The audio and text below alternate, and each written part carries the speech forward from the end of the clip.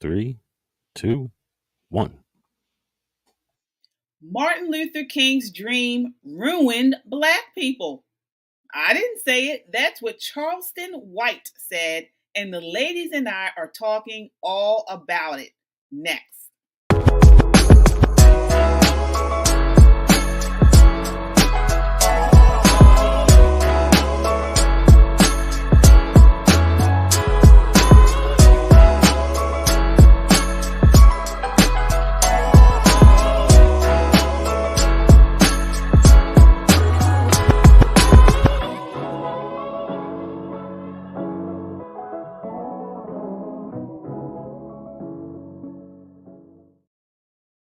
I love the theme music. All right. Hello. It's Wednesday and it's time for Pop and Politics.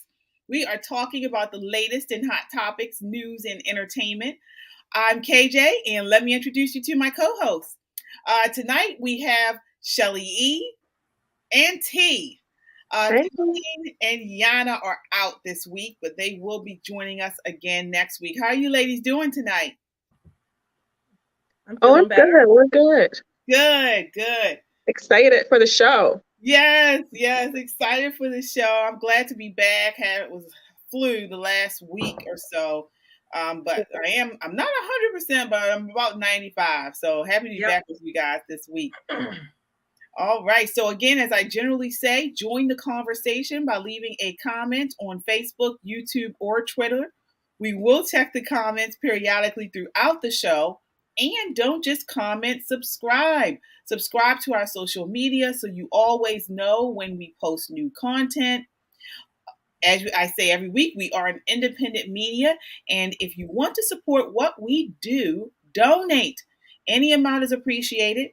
You can check us out on our website at www.metroconservativemedia.com for up-to-date information. We are a necessary voice in news and entertainment.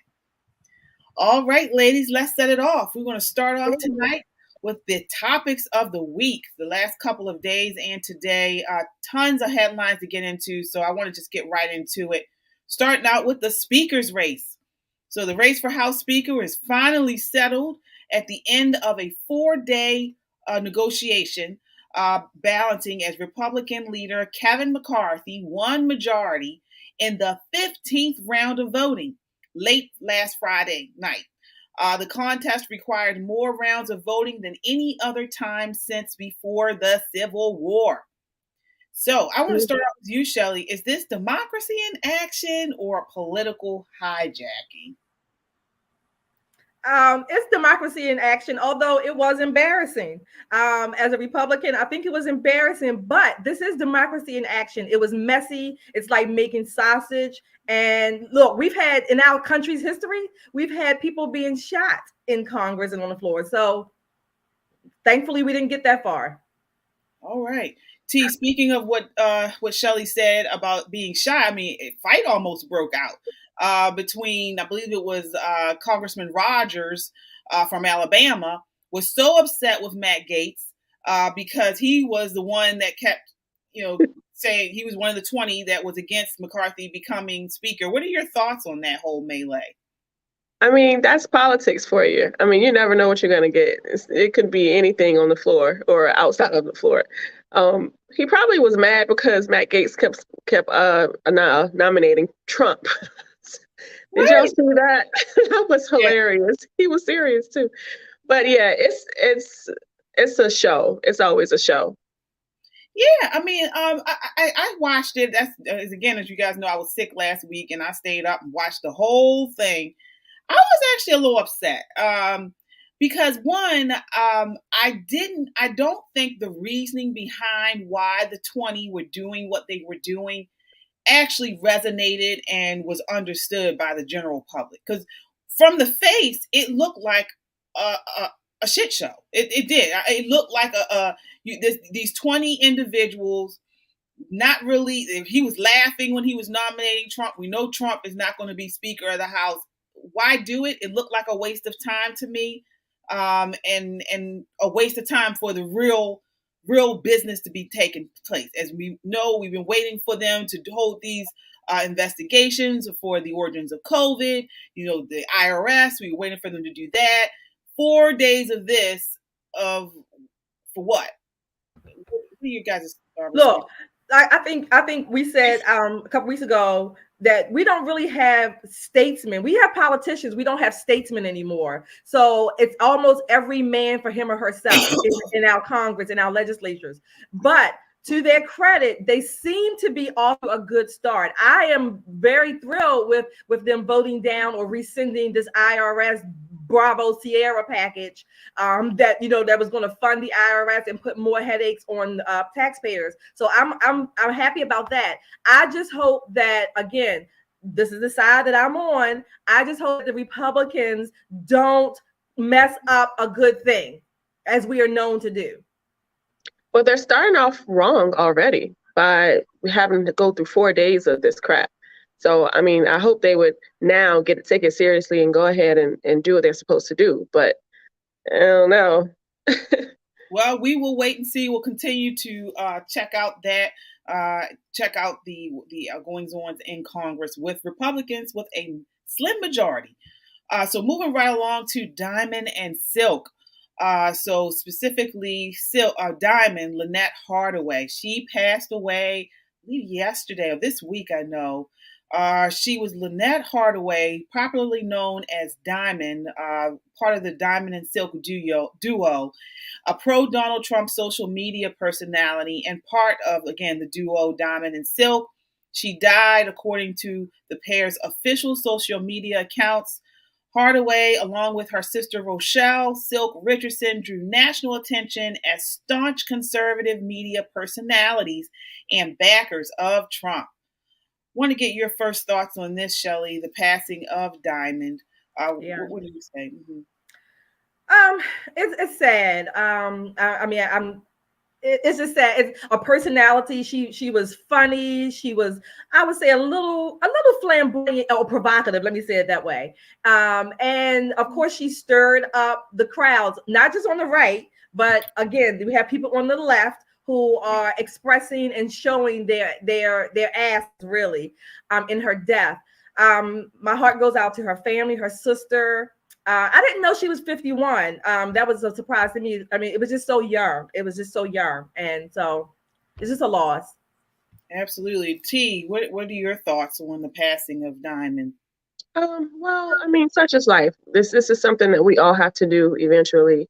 But I just don't appreciate, I mean, in life and in death, we should be a bit more compassionate when it comes to those things like that. And I think it's disrespectful. Some of the things that I've been seeing and hearing from people, like, her life didn't matter just because they couldn't agree with what she said or who she was for. So I just think that, life is precious, and we should treat it as that and not take advantage of it. But then the people who, on the other end, the people who don't agree with things, I don't think it's appropriate to say some of the things or not care about her life just because they didn't agree with her. Yeah, I want to put up, we do have a post of some of the response she got from that some of the people on the left. Here we are again. Mark Lamont Hill made a nasty comment about her, basically saying, Diamond of the right-wing Trump-loving duo Diamond and Silk has died. In late November, she was hospitalized due to COVID-19. The duo was fired by Fox News a couple years ago for spreading misinformation about COVID and vaccines. You cannot script this stuff. So we also have here, Kim stated, karma is indeed a bitch. The fact that Diamond and Silk has passed away due to COVID-related illness is just a effing poetic justice. So she goes on. First of all, we don't know if she died of COVID. Exactly. There are reports that she may have had cancer. Who knows? But we know now all this misinformation that has been put out about the vaccine, about COVID-19. I don't want to get into all that, but this is just, people are still on this. Yeah, unfortunately, people are, and you're right. We don't know what she died of, and I frankly don't care what she died of, even if it was COVID. What does that have to do with just her as a human being and losing her life so young? In my opinion, 51 is still young, but it's irrelevant. She's entitled to her privacy. She's entitled to whatever thoughts and opinions she has about whatever, just as these asses are. Yeah, what were you I saying? mean, we don't respect choices and opinions these days. I mean, everybody wants to be counseled, or I mean, for whatever reasons. I mean, I think it's very, for the lack of a better word, stupid for people to not be able to respect a life just because they. I don't even know why. Why are they mad exactly? Yeah, there's no reason. Again, people are just nasty, and once again, from the all-inclusive, sweet and supposed to be sweet left, we realize and find out they're actually not. Very nasty. Again, I have so many people that I don't agree with, don't like, celebrities, news personalities, what have you, but I would never talk badly about them after their passing. So again, it's poor taste. My thing is, these people don't even really know her. They don't know her personally. So how can they even say things about her and they don't know her? I would love to talk bad to their faces, Joy Reid and Joy Behar and Sunny Hostin. I would love to talk bad about them to their faces. And when they die, I will say rest in peace. Perfect. Moving right along to Biden. So he finally went to the border this week. Brief visit appeared largely focused on enforcement issues and speaking with border enforcement personnel. Reporters on the ground did not see any migrants at the respite center during the president's visit there, nor along the motorcade routes throughout the afternoon. Asked to explain the thinking behind having Biden visit this specific center and ultimately not meeting or interacting with any migrants, senior administration official told CNN there just weren't any at the center when he arrived. Completely coincidental. So they haven't had any today. This is ridiculous. What are you guys' thoughts on this? I'll start with you, T, about him going to the border and no migrants to be found. Of course, because leave it up to them. DeSantis sent them all to vice president's home or residence. Right. But I mean, it's how convenient, right? How convenient that none of them, and I saw like a before and after picture of how they had the immigrants lined up in beds on the sidewalk, and then all of a sudden when he comes, they're not there. It's a clean sidewalk. So it's just convenient and basically a photo op. I don't know whatever the reason was, there was no reason for him to be there.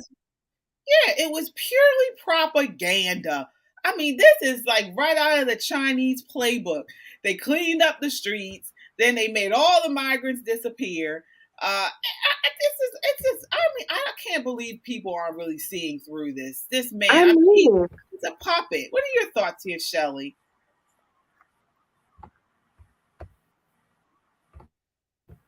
So, you talking about the Biden going to the border?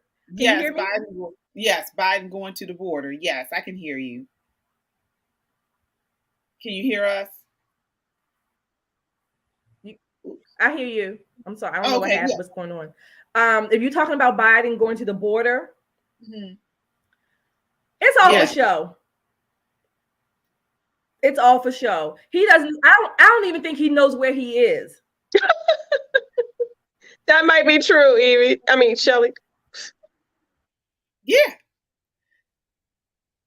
We're having some connection issues there. Yeah. But I mean, the fact that they didn't even have him speak to any migrants, it was a waste of time. But we knew this was coming anyway. We knew he only did it because he was starting to feel pressure from Republicans in Congress about him. Do you know he has not gone to the border ever? Like in his entire time in government, this man has never been to the Mexico border. Yeah, That's ridiculous. VP went, but I mean, still nothing was accomplished from it. No. What's the point of them going there? They just go just to look? I mean, one, it brings strategically. attention to exactly what's going on, because you know that news is going to follow the president to wherever he goes. So it brings attention to it, and people can actually see, you know, a lot of times what's going on if and when they go. Even when Vice President Kamala Harris said she was going, she didn't go. She was somewhere nowhere near the border. So it's disgraceful. And another time they're just doing it for show, propaganda. Yeah. All right, we'll move right along to the bombshell accusations brought by Prince Harry. So he has launched a series of incendiary accusations against members of his family in his new memoir, which reveals a number of private confrontations between him and other senior royals and details his split from the family. I have not read the book. I don't think any of you have either, but you do know they have put out several things in the press about this. I want to start off with what he said about his brother. This is just bizarre. He went on, this is in the beginning of the book, where he talks about his brother's hair. He says, I took it all. He's talking about looking at his brother. He said, I took it all in. His familiar scowl, which had always been his default in dealings with me, his alarming baldness, more advanced than my own, his famous resemblance to Mummy, which was fading with time, with age. This is Prince Harry talking about his brother, Prince William. If that doesn't sound like somebody that is jealous, envious, and hate, I mean, he despises his brother. What are your thoughts on that? Well, let me say this. All right, I'm going to say two things, and I think some people, you may think I'm contradicting myself. Number one, these people, Harry and Meghan, they're ingrates, okay? They are ingrates. And sibling rivalry has been around since time began, which is why I'm laughing, because that's classic sibling rivalry. Mm-hmm. But the opposing side that I want to point out is that I think I've always said, at least regarding these two ingrates, I totally can understand them wanting their own identity or independence. Fine, but do it on your own dime, not at the expense of someone else. Yeah. I'm just like, whatever happened to family loyalty? Mm-hmm. I mean, not even if you're royalty, just in general, family loyalty. I mean, I know especially in the Black community, they're like, oh, you know, you keep things in house, and some things, you know, you should expose. But these things like this about his baldness and some of the things that I've heard that he said is, we don't care about those things. And then, you know, keep it to yourself, keep it in your house, keep it in your family, because you're supposed to be a united front in front of people. And I blame Meghan. I think she's the one that has a lot to do with, you know, first of all, him leaving or denouncing his whatever he was, second in line, and he wasn't even second in line, but just leaving the family. And I think that she has a lot to do with it. And it's making a disgrace of their family. It is. I mean, in my lifetime, I don't remember or recall any of this type of stuff coming out about the royal family. I mean, they were the last vestige of, you know, that mentality. Keep it within the family. Yep. Keep it within the family. Literally, I guess. Yeah. Now you have this blabby baby. I mean, he is just the epitome of just spoiled, bratty, envious, jealous little brother. Yeah. This is a classic tale, though. But keep in mind, put them in a larger social context. Harry and Meghan, the ingrates, they represent, what is it, millennial or Gen Z, whatever their generation is.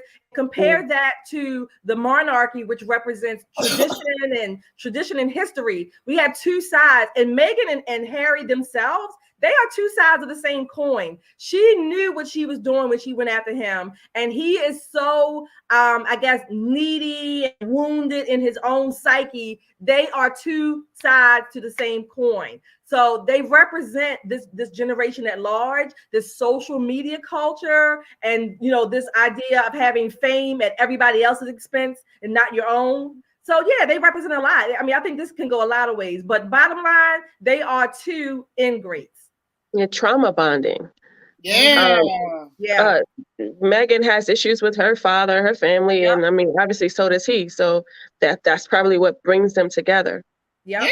I mean, I guess she's going around saying, if I can't have my daddy, you can't have yours either.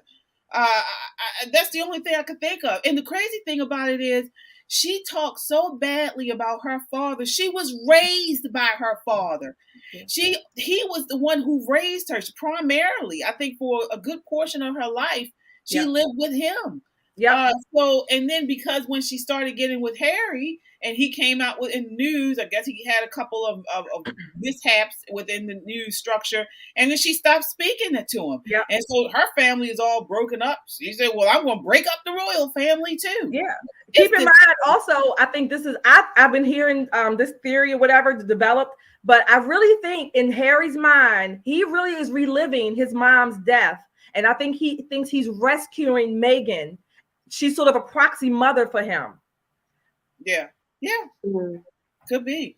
And it's embarrassing for her to be Black and carrying on like this. Like she doesn't make Black. She's not Black. Ain't nobody tell that baby. None of them royals talked about that baby being Black like she lied on Oprah Winfrey. Them people ain't talking about that baby being Black, how dark that he was going to be. Meghan, you don't even know Meghan is Black. I watched from the very beginning. Her mother is Black.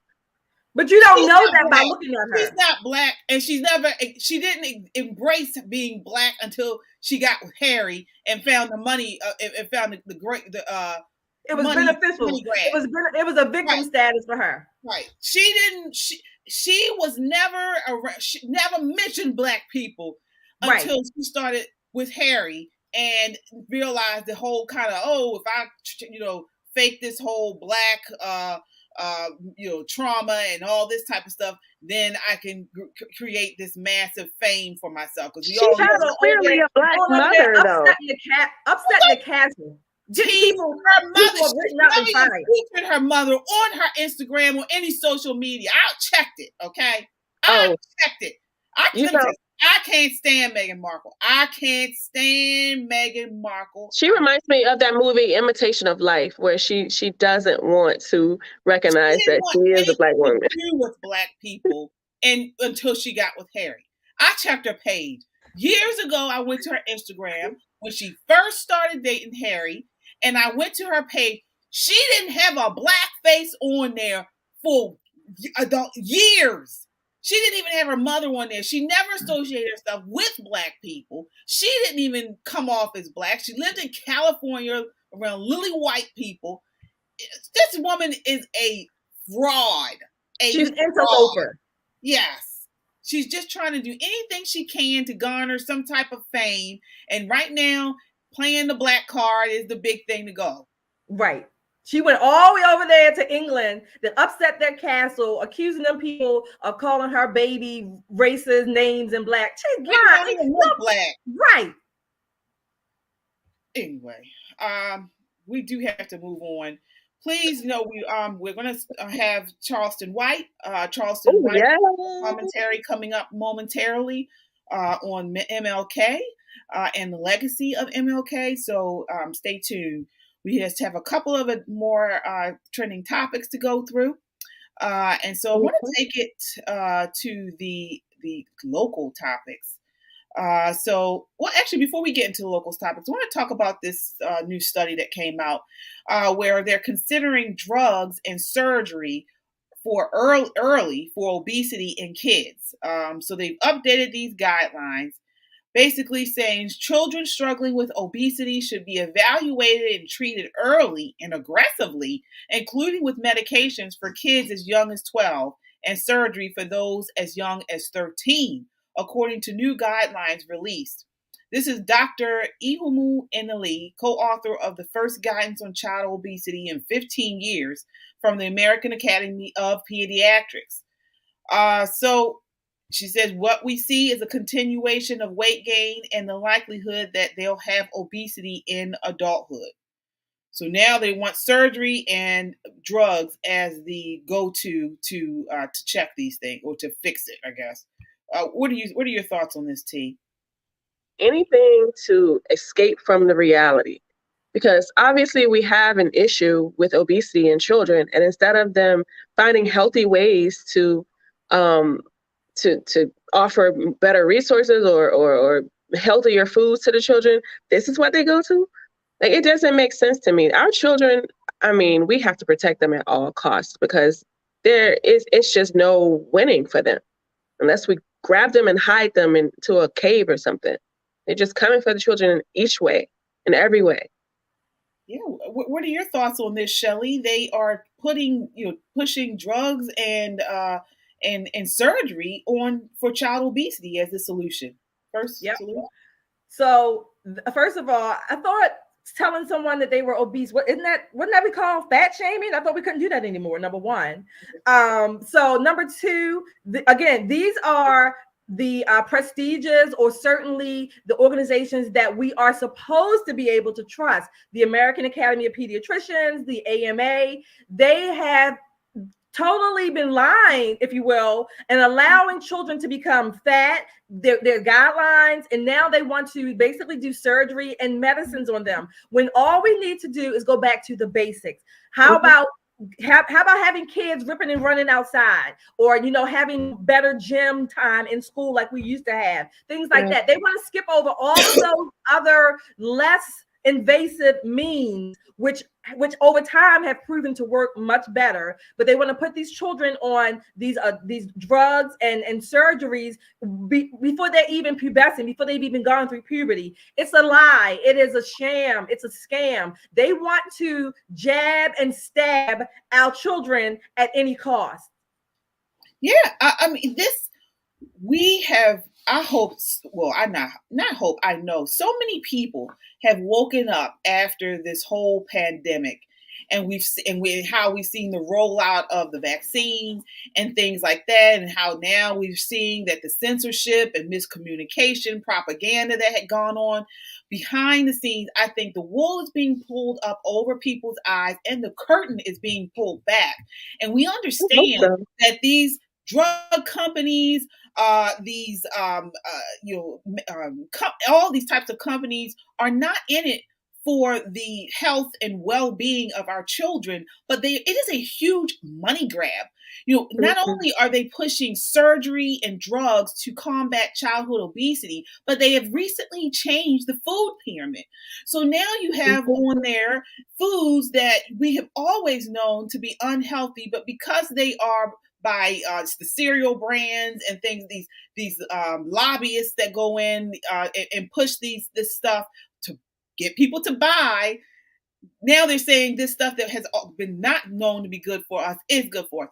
We can't believe them anymore. We have to do our own research. We do for our children. Right. Yeah, absolutely. And let's be, I mean, no, we're saying facts here. Obesity is, if not one of the most prevalent reasons and underlying reasons for people when they're hospitalized. Diabetes, heart disease, stroke.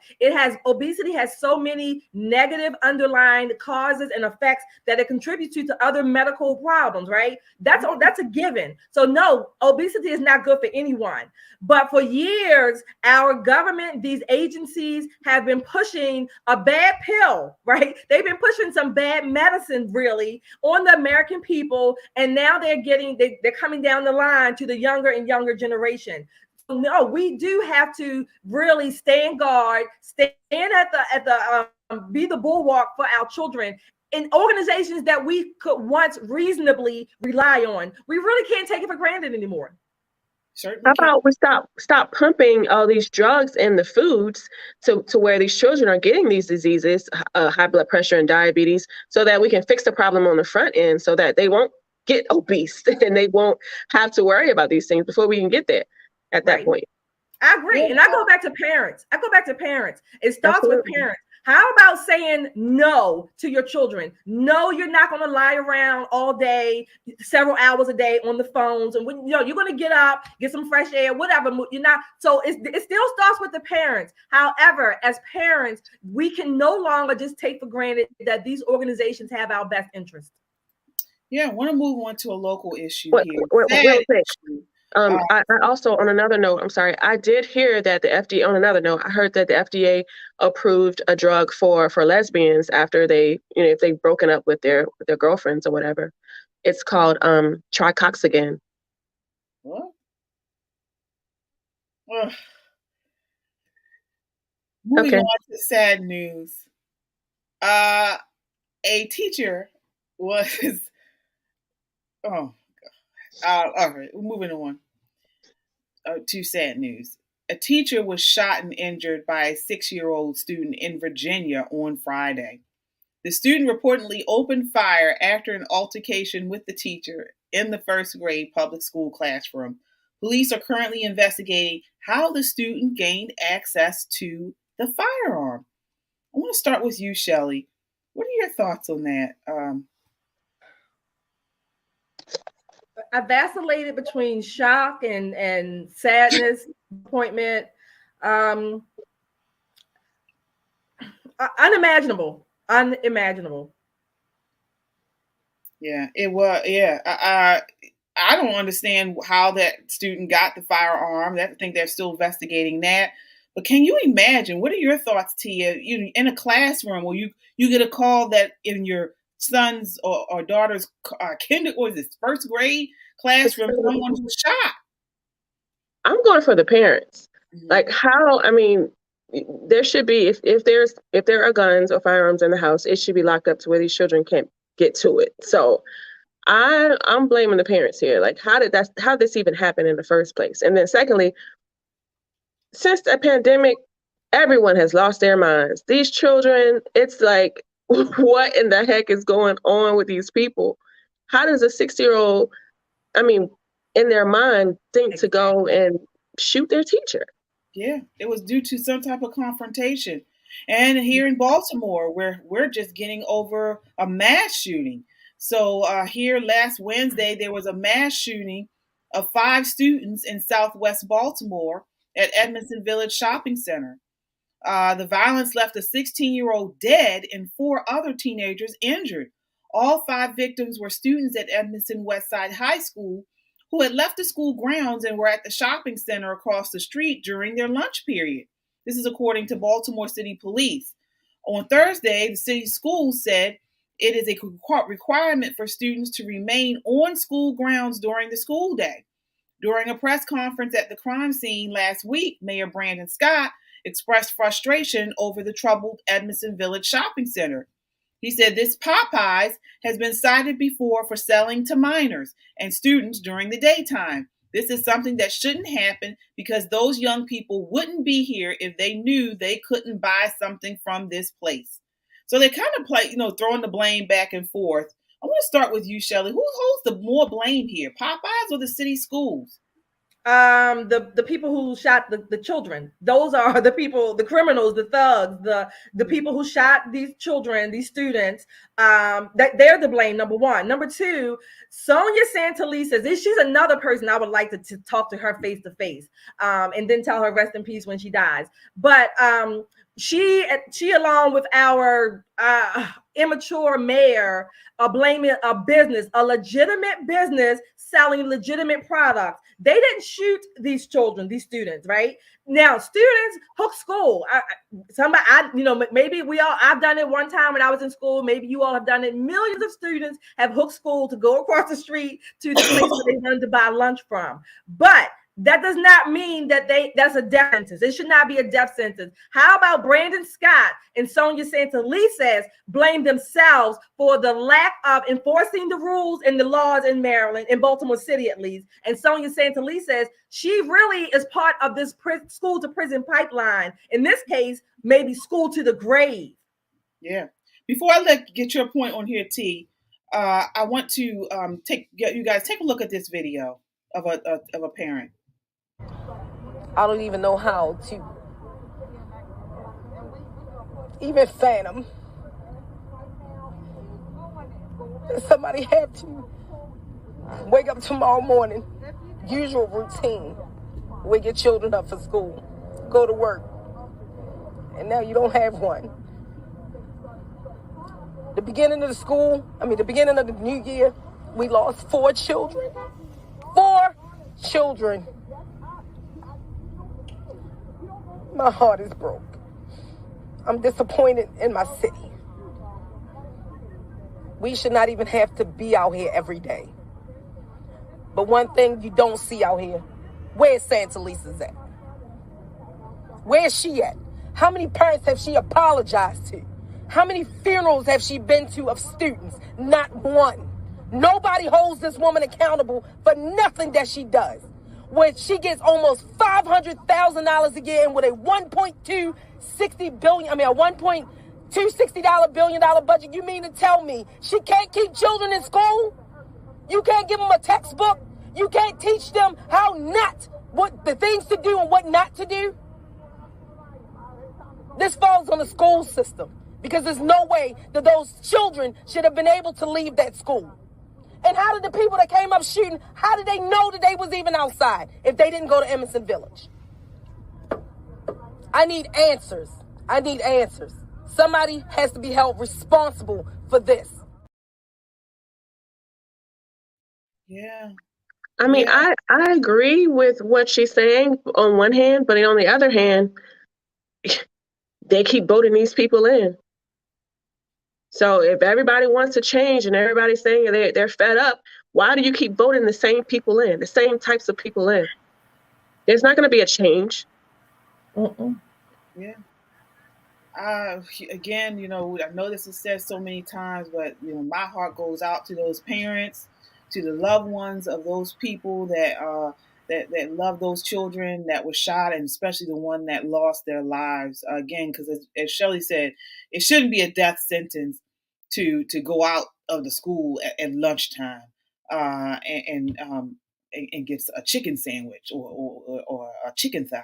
It shouldn't. So again, we will continue to follow this story as we generally do, and hopefully there is some accountability held for this Dr. Santalese, for Mayor Brandon Scott, all of them. They need to be held accountable. Only people I hear talking about getting rid of her are citizens. I don't hear it coming from the school board, and I certainly don't hear it coming from the mayor's office about getting rid of Sonia Santalese. All right, moving right along, I want to get into, which is our main topic of the night, popular YouTuber, Charleston White.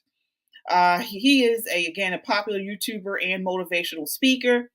And he was in an interview, made some really shocking comments about Martin Luther King Jr. and his legacy. I want to start off by this first clip. This is clip number 1.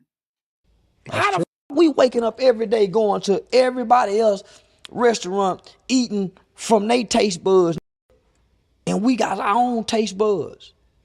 That's true. That's that Dr. King. One man changed that, homie. That was one man's dream. That was one man's dream, to go hold hand with white people, to be able to sit at them folk counter and drink coffee from their coffee machine. All right. So he's basically saying that the idea of Martin Luther King Jr. Forcing integration really was a detriment to the Black community. I want to get your thoughts on that, Shelley.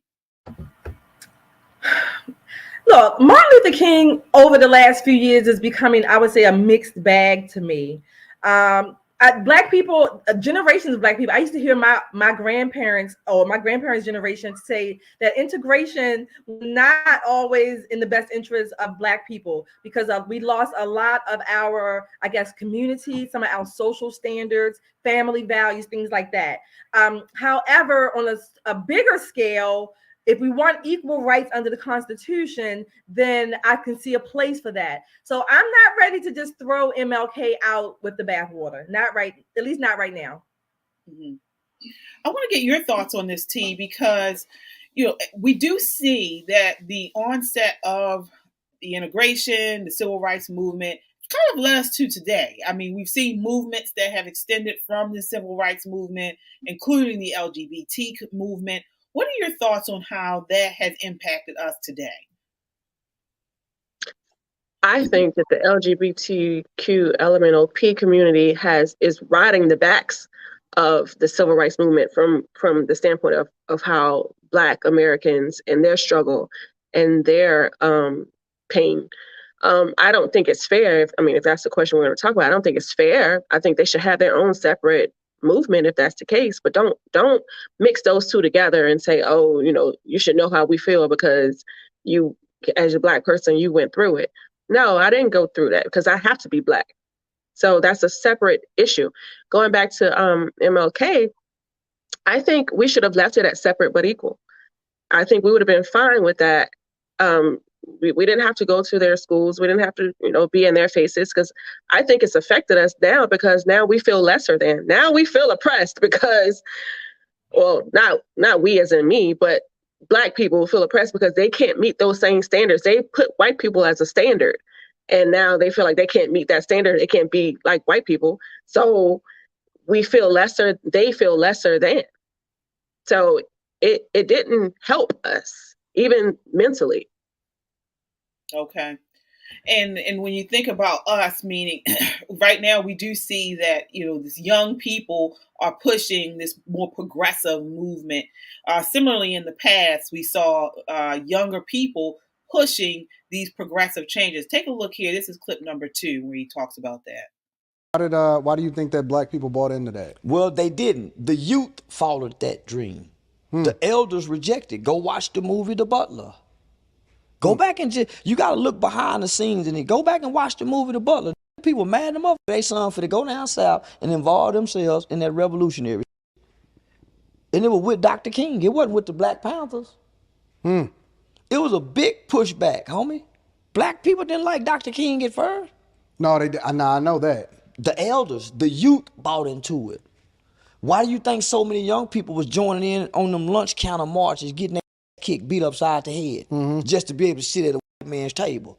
Get y'all out of there before you get your eye put out. Let's go back and sit at Muddy Hill spot. Now we can't find no Muddy Hill spots nowhere no more.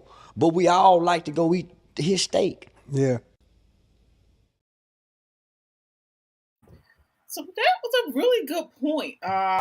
And when did you see how he compared, the Martin Luther King movement and then the Black Panther movement? And we saw that in history in several movies, even the Black Panther movie that recently came out a couple of years ago, where they Black Panthers were about fixing their community, fixing where they were, not so much about integration.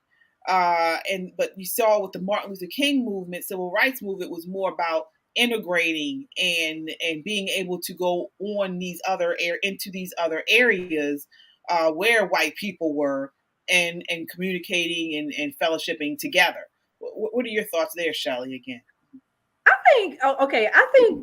think we got comfortable after the civil rights, after the wins of the civil rights movement. I think Black people, by and large, I think we got comfortable in that we did not pass down the values that would stabilize, keep our families and communities stable. We didn't pass them down to our future children and offspring and generations. We got comfortable. We thought that the wins were all that we needed, that was needed. So we got whatever we got from, as my grandmother would say, from Whitey or the white man, and we thought that was all we had to do. And so we did not transmit the values that got us even to that point. We had nothing else to fight for. We had no purpose that we transmitted down to the next generation. Therefore, we got comfortable. We get entitled. And like T said, and we still have a large portion of our community still has the white man as the standard. Mm-hmm. Yeah, and that was a good point that you brought up, T. That whole idea of this being the standard, when there was a standard before the integration. You had Black communities flourishing and doing well. As he mentioned, he talked about Muddy Waters, where you had little places and establishments where Black people congregated and did exchange goods and services. But once integration came, a lot of those fell to the wayside. Can you elaborate a little bit more there on what he just said about the young people the elders rejecting what the young people did in the MLK movement? I think the young people have always been the ones, the elements of change, or the ones to progress change. And it's always the older people who are like, oh, those young people are crazy. They're out there doing all this and doing all that. So it's always been the young people, and it continue. Obviously now it will be as well. I mean, that will continue, but there is some wisdom that the elderly carry, that they can foresee things that we as young people can't see.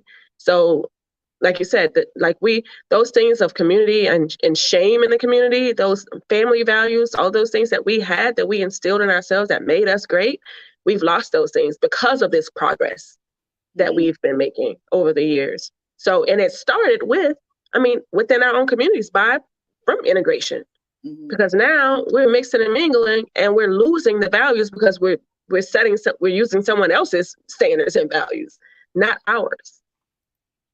Yeah, and when you look at other ethnicities that come here to the United States, there's no assimilation. There's not as much assimilation as we had during the Civil Rights Movement. You still can go to California or New York and see whole entire areas of just Latino cooking, and everything's in Spanish. You go to California, there's whole swaths of areas of Vietnamese and towns that are everything's in Vietnamese, Chinatown. But you don't have that with African American community. We always wanted to melt right into everyone else with, again, the whole integration. So I think we did lose a bit of our heritage. Well, we lost that during slavery, actually, before we even had the chance. It was stripped away back then. But I mean, so we're kind of lost. We're kind of lost, but we kind of gained it back when we were free. But we didn't know how to be free, I think, at that point. So we didn't know where to go and what to do. Mm-hmm. I think slavery, besides freedom, took away a lot of the dignity, but that was re-won or regained in the efforts to free black people, and certainly up to and after Jim Crow and Reconstruction. I think that we had more dignity back then as a community. But again, I'm still think once we got these wins, so to speak, from the civil rights era, integration, we got comfortable as a community. We got comfortable. We thought we didn't need to do anything else. And we won the battle or whatever, and now we can go and rest on our laurels, so to speak. Well, guess what? It's coming home to roost, because I honestly don't know what we offer that's good, that's beautiful in general, what offer like other cultures that come here. We borrow from other cultures, maybe some of their cooking and their art, whatever. But I don't know as a community what we are offering them. Well, I can't say that we don't offer anything, because we still have within us that soul, and however that is manifested or translates or it looks on the outside, we still have that. We're still the greatest, because if you look at the arts, you look at just us, a lot of people copy from us. We're just the ones that are lost. We don't understand who we are. Yeah, and again, I think it's that whole idea of this assimilation. We, as you mentioned, Black people are naturally, dancers, naturally good with, creatives and arts and, physical, like sports and things like that. But even as simple as our hair, you have this whole idea of, now Black women don't want to wear their natural hair. They don't want their natural hair color. It's always strange to me to see, black women with this platinum blonde wigs and the platinum blonde weaves, and things like that. And now people say, oh, this, we, us black people, we can, do whatever we want. That's part of our power. Is it really though? Trying to look like something else, and it's unnatural. It's the way it's done. It's unnatural, and it's not really. You kind of erasing what you are, really. Right. It's funny. It's funny how if I'm in a store or anywhere, and there's a woman in front of me, she has the long blonde hair or whatever, I can't tell if she's black or white until I see her from the front. These days, you can't tell who you're coming up on. I mean, she could even be a man, but at this point, you can't tell who it is from the back because their hair is so long and they're just so proud of it. I mean, I have braids, but this is still, cultural. But everything is confusing right now. Yeah, it is. It is. Yeah, it is. I mean, so on one hand, you have these days, these I'm black and I'm proud, and black women this, black women that, black men this, black men that, and all this type of stuff, and then we don't even look like a black person. Let me take that. No, I don't want to take back what I said. Not fully. So what I think, T, to your point, I think one of the things that other, I guess, ethnicities see about black women, and I'm talking about, I guess I would say real, authentic black women who are black women who know, quote unquote, how to be black women, who are comfortable being black women. I think they see that authenticity in us, and they don't know how to assimilate that, or they don't know how to appropriate that because that's not them. I don't know. I know one thing. If reincarnation is real, I want to come back a black woman and an Aries. I'm so proud of me in this life right here. I want to do it over again. Like, run that back, God. Exactly. Look, my aunt always says, I just talked to her a couple days ago, always says, be who you are because you're the only one that knows how to be you. Exactly. Yeah. I want to take a look at this last clip. This is clip 3, Charleston White. We don't sweat no more. Best way to clean and rid your body of toxins, homie, is sweating. Why you think everybody with good sense go to a sauna? Mm-hmm. We stay in the AC. At some point throughout their day, once or twice, 3 times a week, they go into a sauna and sweating. They exercising, sweating. That's the secret. The niggas used to eat slop, but they worked all day in the sun, sweating, sunlight, sweating. When they stopped being slaves, they sat in them old houses fanning themselves with their dresses up, sweating. They was always sweating. We don't sweat no more. We like the white boy in the cave with all the diseases. Mm-hmm. In the dark, cool, no sunlight. That was him when he had all the diseases. Eating the red meat that bleed. Running from the sun. Black people are the only people that run from the sun, homie. Man, it's too hot out there. I ain't going out there until that sun go down. It's the source of life and energy. That's your vitamin D. We don't believe in being in water. We sun people, homie. Why are we running from what we are? So those are some good points. I mean, one thing he did, it's funny he mentioned about the red meat, because I was just reading the Bible scripture, and it actually says in the Bible we're not supposed to eat bloody meat. I actually didn't know that until this week. I don't eat bloody meat, but that was one thing that it said. And again, the sun, sunlight.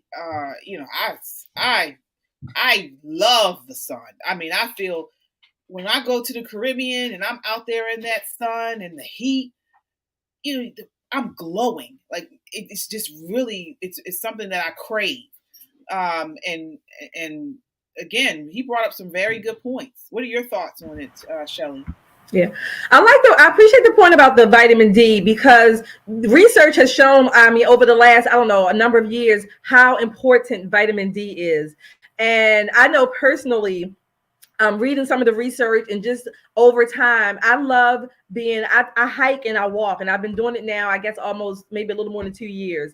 I love it. It is so refreshing, not just physically, it's mentally refreshing for me to get out there and literally in the woods walking. I got some stuff on me and I'm going through the wood. It's refreshing with the sunlight. Now, I ain't gonna lie, Charleston, I do like my AC. So I do like my AC when it's 110 outside, but I do appreciate being outside. It's a sense of freedom. It's a sense of cleansing for me. And I do appreciate that. And vitamin D is very important. Yeah. Yeah. What are your thoughts there, T? Yeah, I can agree with Shirley there. I actually appreciate the sun at times. It is refreshing. It's rejuvenating for my skin. For I'll go and just stand in the sun for a little while. But however, as a native Floridian, it gets hot, and I'd rather some cool air. Because I feel like I can always get warm if I'm cold, but that sun is a trip. I don't know about the sweating part. I mean, I don't know about that, Mr. White, because I don't like to sweat. I don't really sweat, both figuratively and literally. But I understand that there are health benefits, and I mean, we used to worship the sun and the moon, so I understand the spiritual aspect of it and all that. But it is hot, if I'm being real. Yeah. I mean, I guess it's definitely to each his own. And again, this is what you get by when you start talking about people as a monolith, as Black people, and kind of putting everybody in the same box or the same. The three of us, we had three different reactions to that. And again, I've said this before on the show. That's why I'm starting to choose to not really look at myself as, part of, I am an African American woman, proud African American woman, but that's not the end all be all, really, for me. My value system is not derived from the color of my skin. We see that clearly. It used to be a time where, people that look like us and live with or near us all, have the same value system. But that has totally changed. I don't align myself with most Black people as far as my values. I'm conservative, morally, I'm a Christian, and those are two of the largest things. But most Black people are not. That sounds pretty Black to me. I don't know how. Most people, most Black people do not agree with most of the things that we say on this show that are conservative. Well, and they certainly are not living it. They that's because they've been brainwashed. But I'm tired of that. Most Black people are Christians. They love them some Jesus. I mean, you can say you're Christian or Savior. Yeah. I mean, a lot of us are not following biblical standards. The churches are not even what you would call churches following biblical standards. The leadership in many of these churches are not following biblical principles, biblical standards. See, that's where the confusion and the conflict is. But most Black people do say that they are, they say that they're Christians, and they are whatever, they're Christians, but it comes down to the conflicts, a whole different conversation within the church and the leadership and how that's translated. Yeah, of course. Yeah. I mean, we are so far gone as a people from where we were, our grandparents were, and the thinking behind what our grandparents and our great grandparents taught us. That is done. That is gone. We don't share any type of commonalities with Black people, everyday Black person. That we have more in line, or at least I do. I'll speak for myself. Have more in line with probably my grandparents and their parents than I do with other Black people today. Well, I mean, this is an interesting thing because before I reveal to people that I'm a conservative or a Republican, well, I'll say Republican, I'm talking to them and they're agreeing with the conservative values or the conservative things that we're talking about. But as soon as I say, oh, I'm a Republican, then it all switches. So we actually are conservative. They just don't vote that way, and there's a disconnect somewhere where they can't acknowledge that. Well, to me, if this is the case, then they have some type of comprehensive problem. Yeah. I don't think that's the case, though. It's too many blatant things in the news, in the media that are being pushed by progressives, pushed by the left. The Democrat Party has wholeheartedly embraced all of the progressive, Marxist, socialist ideas and concepts. A Black person that is sitting there telling you that they're agreeing with conservative values. I don't know. Maybe you're not telling them I don't know what conservative values you're talking to them. I don't even say, oh, this is a conservative value. I'm just having a conversation about the mentality of Black people or things that we shouldn't be doing. I'm having a conversation. It's just out of conversation, and they're agreeing. But as soon as I say something about Republican, then it's What a lot of Black people don't realize, in my never to be humble opinion, they don't realize how closely the church at large has intertwined a lot of these Marxist socialist principles under the guise of Christianity. They don't understand where the breakdown or where the separations are. So they think it's all this one big tent. I guess. I mean, I'll give you an example before we end the show, because I'm sick of Black people. Honestly. I was talking to I'm not even gonna say who it was, but I was talking to somebody, a Black person, who claims to be Christian, and so she was saying how and we were talking about all of this sexualization and the LGBTQ for kids, and we were actually talking about a drag time story hour. And where drag artist, whatever you call it, drag queen, reads to children ages like 2 up to like 9, and so this is somebody, Black girl who's supposed to be Christian, and she was like, oh my God, I can't believe that. Why are they doing that? Kids shouldn't be drag queens shouldn't be reading to children. Da, da, da. And she was saying all this. I'm just listening because just 3 weeks ago, this same person was taken up for Balenciaga and talking about all of we talking about the whole Balenciaga, the stuff and how they were pushing children, sexualization of children, and this person was taken up for that. But then they're saying they're up in arms about drag queens reading to children. It all is intertwined. It is. And I think that's dismissed because, they're advocates for this LGBT LMNOP. They're advocates for them all the way. Like they're totally sold out. This one guy, as it relates to the topic about the drag queens reading books or reading the stories, he says, well, what's the difference between a drag queen reading the stories and Elmo reading? It's all costumes, he says. And I'm like, I'm not even going to answer that question. Elmo, well, I would answer. I mean, I know you may not, but first, Elmo is a dog, and children know that that's a dog. What they are confused by is when you have a man with a penis up there dressed in women's clothes and makeup and gyrating, whatever. That is sexualizing children and confusing them. And let's be real, it's all based on sexual orientation. Like they missed that part.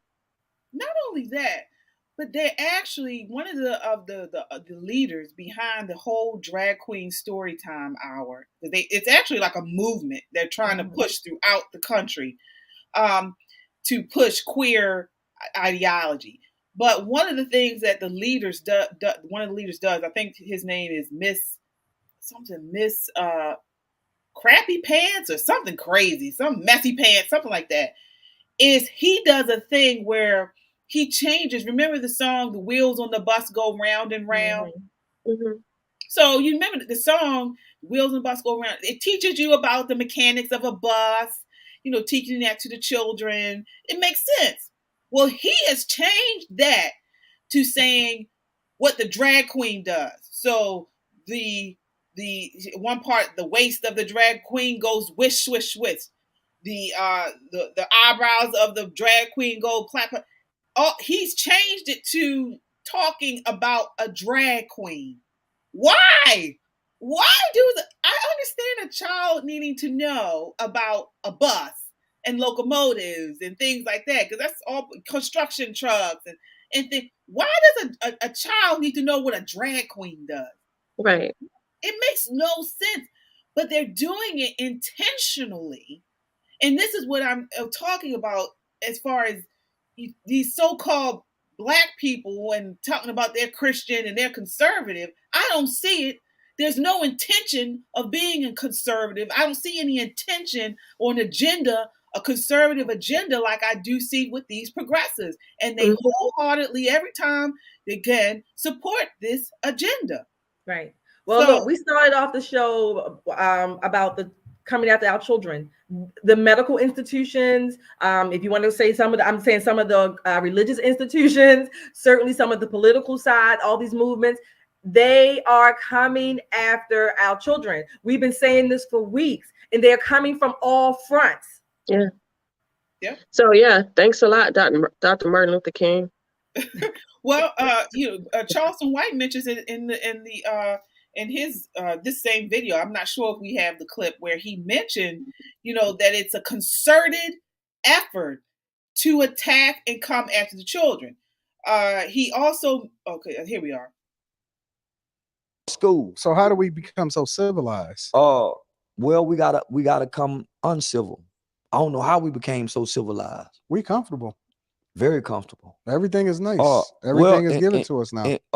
Wasn't that part of the agenda though? As far as like tethering people to the government and making people lazy and not forcing them to do anything outside of that, which then that was a Southern strategy. That was Nixon them. Yeah. That was a flip of the parties. That's why you hear people say, well, the Republican parties, they switched. It was a Democratic strategy that made it appear as if they switched. Yeah. Now some jumped ship, but man, that was a Democratic strategy, homie. The Southern strategy during Nixon's era that this switched. I want to meet this guy. Where he at? Yeah, he's something. I mean, he is. I love it. I love it. To check out Google Charleston White on Google, or go to YouTube and do a search for him. His videos will keep you up all night long. Was he the one that also got on Gabrielle Union about what's his name, Dwayne Wade's child?